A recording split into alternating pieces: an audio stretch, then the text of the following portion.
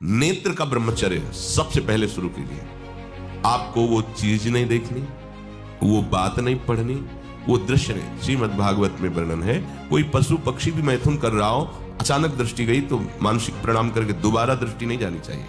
अगर आप वाणी में संयम में रहते हैं ना, वो और भजन करते हैं और सत्य बोलते हैं, तो आप जो बोलेंगे वही होगा।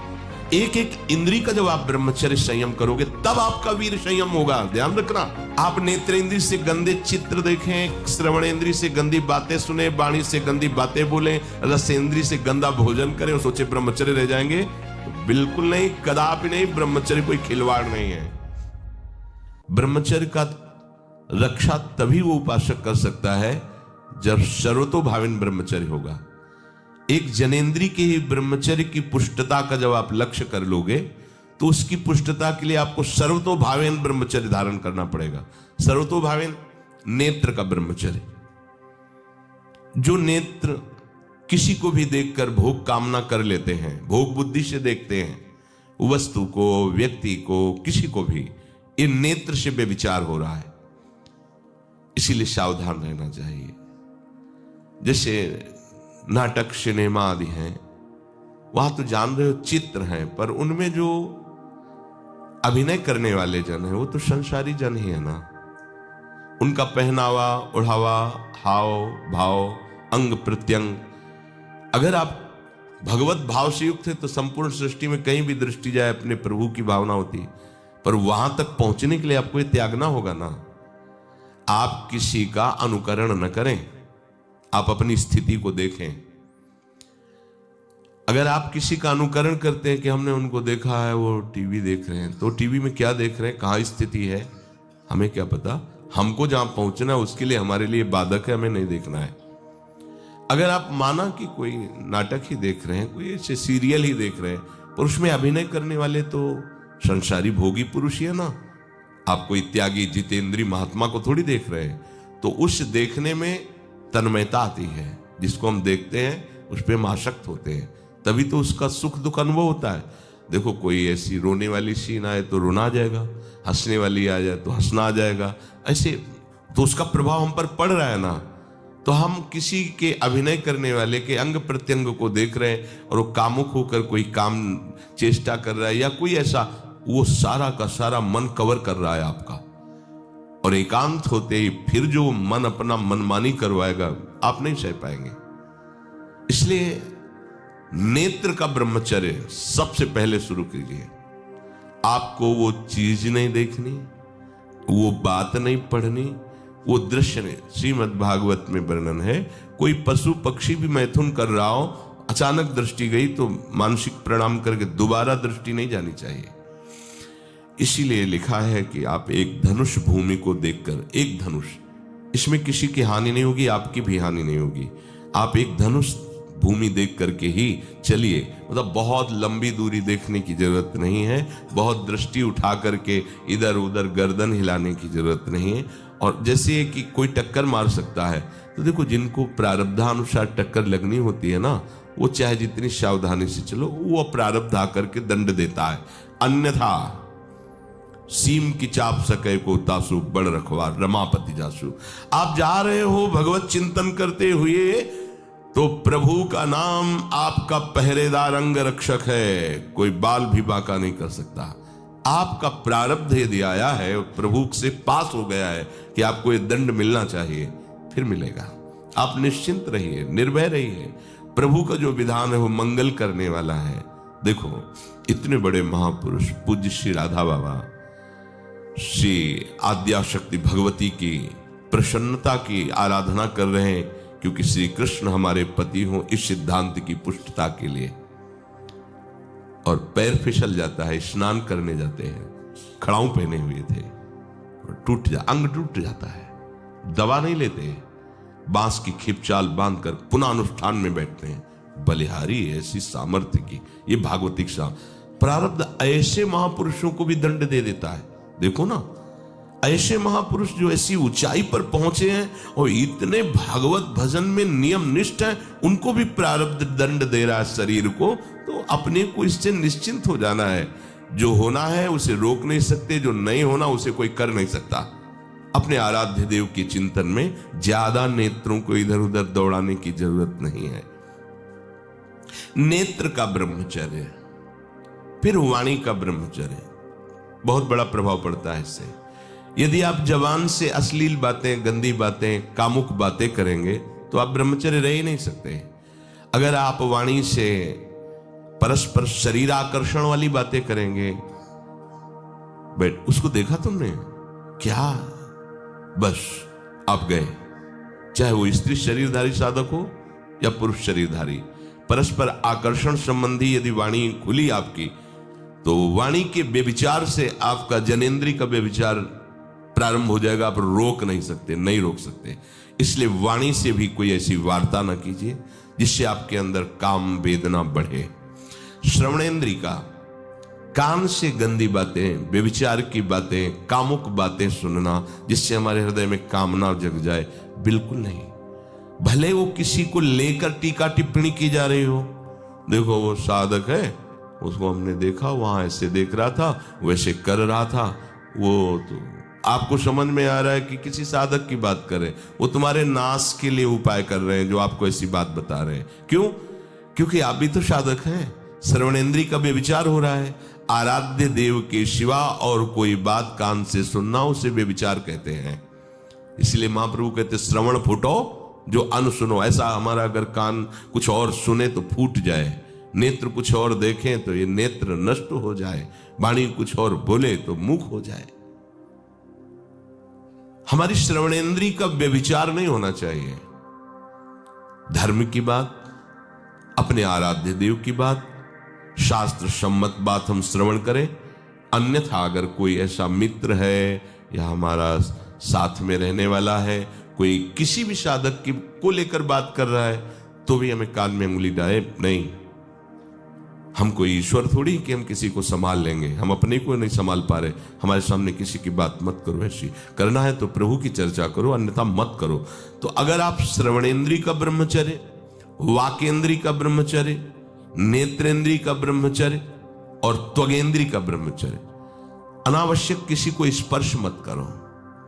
परस्पर विरोधी शरीर को तो भूल कर मत करो। विरोधी शरीर जिससे हमारा पुरुष शरीर है, सामने स्त्री शरीर है, तो किसी भी तरह से सेवा के लिए संकेत करना या किसी भी सेवा के लेन देन में बचाव पक्ष में रहो।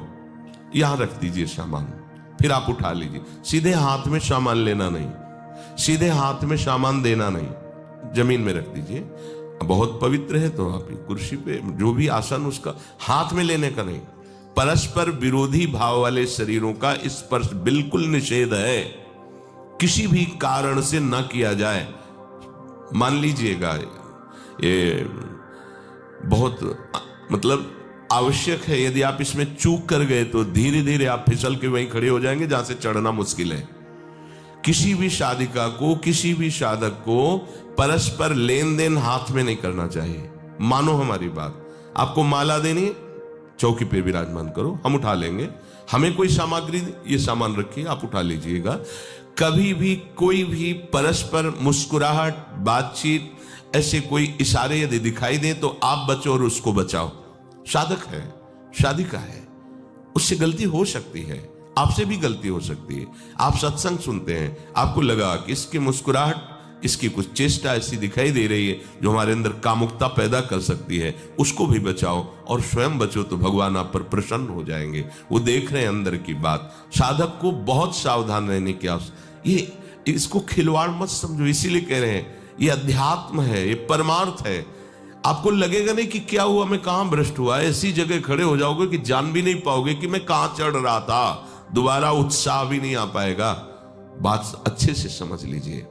तो हमारी त्वगेंद्री का व्यभिचार ना होने पावे, सहसा किसी का इस पर, किसी की भी अगर सेवा करने का सौभाग्य मिले, फिर उसमें ये प्रश्न नहीं उठता। अगर कोई गिरा पड़ा है, भला ऐसी स्थिति में कि मुझे अत्यंत आवश्यक है उसे उठाना, अगर नहीं उठाते तो वो कष्ट पा रहा, अचानक कोई गिर जाए, फिर हम ये नहीं देखेंगे, फिर ये हम सूत्र नहीं स्वीकार करेंगे कि अब हम तो ब्रह्मचारी हैं, अब हम खड़े खड़े देख नहीं। उसको अत्यंत आवश्यकता है हमारी। अब उस समय हम भूल गए अपने आप को और उसको उठा करके अगर हमें अस्पताल ले जाना, अस्पताल ले जाएंगे, जरूरत है हम उसकी सेवा करेंगे। सावधान, वो भगवत भाव से की हुई सेवा तुम्हारे अंदर आध्यात्मिक शक्ति पैदा करेगी, काम भावना नहीं पैदा करेगी। हमारी माँ बीमार हो और हमें उसे पता चला कि शौच कर दिया है, हमें शौचाना पड़े, हमें उसका मल धोना पड़े, तो क्या हमें काम जागृत हो जाएगा? क्या मेरी माँ है। हमारी बुद्धि कभी ऐसी नहीं होगी। आपका पिता है और आप लड़की हो, कोई दूसरा रह नहीं गया और वो बीमार है, आपको ऐसी क्या काम जागृत हो जाएगा? क्या अगर ऐसी सेवा में काम जागृत होता तो कोई नर्स ही अस्पताल में नहीं होती। हर सेवा उसको करनी होती है, नर्स को, चाहे वो स्त्री शरीर हो चाहे पुरुष शरीर हो, परस्पर विरोधी शरीरों की सेवा, पर कहीं काम थोड़ी जागृत होता, क्योंकि उसको अपने सेवा धर्म से मतलब है। तो ये सेवा के समय इस सूत्र को न देखा जाए, पर ध्यान रखें, अत्यंत आवश्यक जहां आपके सिवा नहीं हो सकता वहां अगर हमें ऐसा अवसर मिलता है कि सेवा उसे हो सकती है, तो हम पहले उसे प्रेरित करेंगे। और अगर ऐसा है कि अब कोई नहीं है, फिर हमारा परम धर्म जागृत हो जाता है परहित का। अगर हमारा कोई निंदा भी करे, कोई शरीर की भी हानि हो जाए, अब हम परवाह नहीं करते। परहित सरिस धर्म नहीं भाई, इससे बड़ा कोई धर्म नहीं है। पर ध्यान रखें, भगवान को साक्षी करके ये उस समय की बात है जहां बिल्कुल कोई अब गुंजाइश नहीं रह गई है। त्वगेंद्री को ऐसे सहसा किसी आप पुरुष शरीरधारी पुरुष को भी सहसा इससे आप में शक्ति जागृत होगी। यदि आप वाणी को मौन रखते हैं और भगवान नाम जप करते हैं और सत्य बोलते हैं, तो आप जब कभी जो कुछ भी बोलेंगे वैसा ही सत्य होगा। गांधारी जी ने कोई तप नहीं किया था। जब सुना कि मेरा ब्याह धृतराष्ट्र से हो रहा है जो बाह्य नेत्र रहित है, उसी समय पट्टी बांध ली कि जब मेरा पति संसार को नहीं देख सकता तो मैं भी संसार को नहीं देखूं। जब मेरा पति मेरे रूप को नहीं देख सकता तो मैं भी किसी के रूप को नहीं देख, पट्टी बांध ली थी। जब महाभारत का युद्ध चल रहा था, बड़े बड़े वीरों को मार गिराया जा रहा था, गांधारी ने दुर्योधन से कहा, सुन, मुझे पता है कि भीम की गदा को तो झेल नहीं पाएगा, क्योंकि सबसे बड़ी बात भगवान का वरद हस्त उनके ऊपर है। दूसरी बात, वो पवन पुत्र है, वो जब अपने आवेश में आ जाएगा तो तेरी सामर्थ्य नहीं कि उसकी गदा के प्रहार को तू सह सके, पर मैं तुझे शक्ति प्रदान करूंगी। मैं एक पतिव्रता हूं, आज तक कभी पति का वरण करने के बाद कुछ देखा नहीं है। मैं अपने नेत्रों की पट्टी खोलूंगी, तू नग्न होकर मेरे सामने आ जाना। मेरी दृष्टि पड़ते ही वज्र का शरीर तेरा हो जाएगा। किसी के सामर्थ्य नहीं कि तेरे उस अंगों को तोड़ सके। भगवान सब कुछ जानने वाले हैं। भगवान भक्त पक्षपाती होते। भगवान का स्वभाव भक्त का पक्षपात लेना होता है।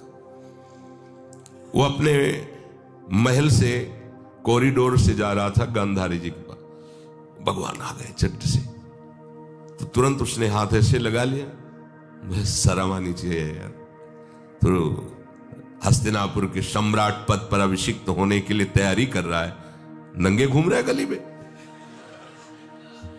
उसने कहा, गली में नहीं, मां के सामने जा रहा है।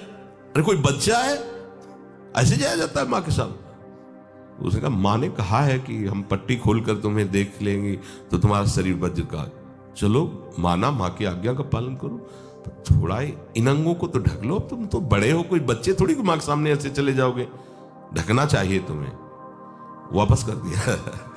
वो यहां ऐसे पत्तों से ढका, वस्त्र नहीं पहना, मां की आज्ञा, ऐसे पत्ते से ऐसे कमर से ऐसे ढक लिया, पीछे आगे ऐसे। गांधारी जी ने पट्टी खोली और जे हुई देखा पूरा शरीर वज्र का हो। तो ये क्या किया तूने, कमर में क्यों बांध लिया? बोले शर्म लगती थी। कैसे आपके? बोले यहीं से मारा जाएगा। भीम की गदा का प्रहार तेरी इसी जंघा और कमर को तोड़ देगा, तेरी मृत्यु। मान गई, प्रभु के विधान के आगे किसी का बल काम नहीं करता।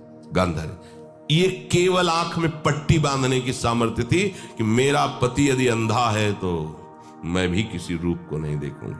अगर आप वाणी में संयम में रहते हैं ना, वो और भजन करते हैं और सत्य बोलते हैं, तो आप जो बोलेंगे वही होगा।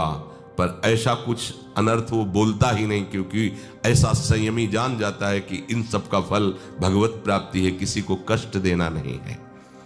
एक एक इंद्री का जब आप ब्रह्मचर्य संयम करोगे तब आपका वीर संयम होगा। ध्यान रखना, आप नेत्रेंद्री से गंदे चित्र देखें, श्रवणेंद्री से गंदी बातें सुने, वाणी से गंदी बातें बोलें, रसेंद्री से गंदा भोजन करें और सोचे ब्रह्मचर्य रह जाएंगे, तो बिल्कुल नहीं, कदापि नहीं। ब्रह्मचर्य कोई खिलवाड़ नहीं है।